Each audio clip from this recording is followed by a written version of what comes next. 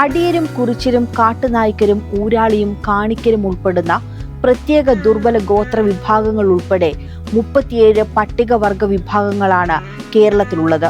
സാമൂഹികവും സാമ്പത്തികവുമായ നിരവധി കാരണങ്ങൾ മൂലം ഇവർ പാർശ്വവൽക്കരിക്കപ്പെട്ടതിന്റെ ചരിത്രം കേരളത്തിന് അറിവുള്ളതാണ്. എന്നാൽ കഴിഞ്ഞ 10 വർഷമായി പട്ടികവർഗ വിഭാഗത്തിന് മുന്നോട്ട് വരാനുള്ള സമഗ്ര പദ്ധതികൾ സർക്കാർ നടപ്പിലാക്കിക്കൊണ്ടിരിക്കുകയാണ്.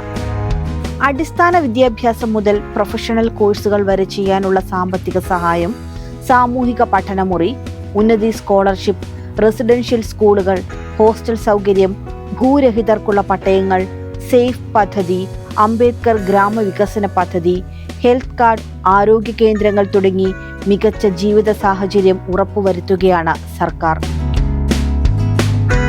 ഒരു നൂറ്റാണ്ടായി അടിസ്ഥാന സൗകര്യങ്ങൾ പോലും ഇല്ലാതെ ജീവിക്കേണ്ടി വന്ന മനുഷ്യരുടെ ജീവിതത്തിന് പുതിയ വെളിച്ചം നൽകുകയാണ് നമ്മുടെ സർക്കാർ.